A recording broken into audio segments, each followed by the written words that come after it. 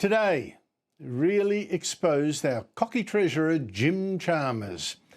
Today showed that, yes, the opposition is hopeless, we all know that, but Chalmers is meanwhile smashing the economy and then blaming everyone but himself. And that's because, of course, today the Reserve Bank raised interest rates for the first time in more than 2 years, raised it by 0.25 of a basis point because inflation is now on the rise again after the government claimed it had broken its back. Here is the Reserve Bank Governor, Michelle Bullock, just this afternoon. Inflation is what's caused them lots of trouble. It's the price level. The price level has gone up 20 to 25% over the last few years. And people see that every time they walk into a supermarket or they go to the doctor or whatever. The RBA governor even admitted inflation would stay too high until the second half of 2028. It's going to hang around for another 2.5 years, go up a bit more than this, she said, and she couldn't rule out lifting interest rates again to fight it. Now, I tell you, this is a scandal.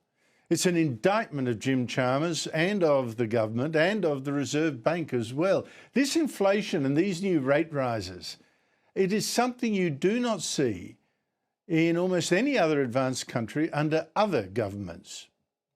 Australia's current rate of inflation, poking up towards 4%, is much higher than many other comparable countries, including the likes of the UK, Canada, others in the rest of the world as well. But Treasurer Jim Chalmers always looks, so sure of himself, you know, no matter how much of a shambles he's making of the economy. He today showed no shame and gave no apology. Unbelievably, he even claimed he'd been helpful in lowering inflation. I mean, talk about deluded. Take responsibility for all parts of my job. I take responsibility for playing a helpful role in this fight against inflation. But then Chalmers once again blamed someone else for the interest rates, in fact, going up again, causing such pain to everyone with a mortgage or with any kind of debt. Chalmers even claimed it was somehow the fault of the opposition, which, memo to Jim, it hasn't been in power for 4 years.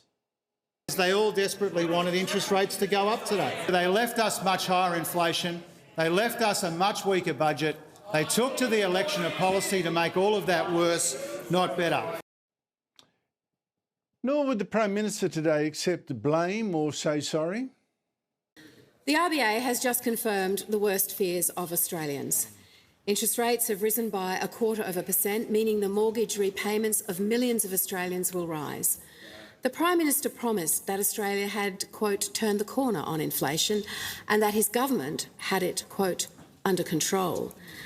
The Prime Minister took credit for rate cuts last year.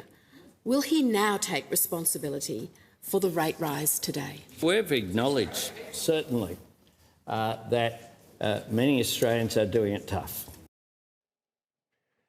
Now, what was so telling today was actually just how deceitfully Chalmers dodged the blame for this interest rates disaster. Even though many economists and business leaders blame the Albanese government's out-of-control spending for a lot of it, Chalmers has instead blamed international uncertainty. But the Reserve Bank said, well, actually, that wasn't a factor. That had little or no depressing effect on our economy. In fact, trade has been on the upside.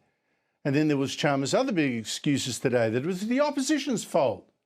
And this is a new one, or Australians, they were spending too much. He blamed your spending and not his own. I encourage him to read the Reserve Bank statement today. What that makes it clear is that the pressure on inflation is coming from private demand.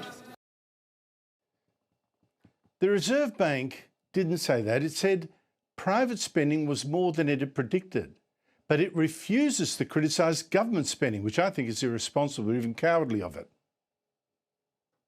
No, I'm not going to tell the government what to do with fiscal policy. That's not my business. Well, it is your job, Governor, if the government is making inflation worse.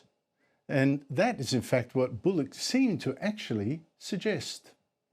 We are seeing aggregate demand, public and private, push up against the limits of growth, and that's what we're seeing in terms of inflation at the moment. Now, there was one more factor to this rise in interest rates. One of the reasons we're in this strife is that productivity is so terrible. And that, of course, is made worse by this government's union-friendly new restrictions on how bosses run their business. The economy is closer to its supply capacity than we previously thought, which means supply constraints are binding in some more sectors, and it's not taken much of a pickup in demand to generate price pressures. Years of weak to no productivity growth is a big part of that story. Now, let's cut to the chase here. Inflation is rising again, and interest rates have gone up, and they'll probably go up again. And the reasons for that include the government spending too much, giving out massive handouts, choking workplaces, and making electricity too expensive with its mad climate schemes. Now, look, we don't ask much from a treasurer most times. We want our prices to stay low, our spending money to go up, our taxes not wasted, and government debt to fall. Well, Jim Chalmers, the Treasurer, is a man so arrogant that he once boasted he'd reinvent capitalism. But on these 4 very basic tests of any Treasurer, his score is a fail. It is 0 from 4 in simply doing his job. Prices are going up, disposable income has gone down, and your taxes are splashed against the wall, while Chalmers admits we face a decade of deficits to come.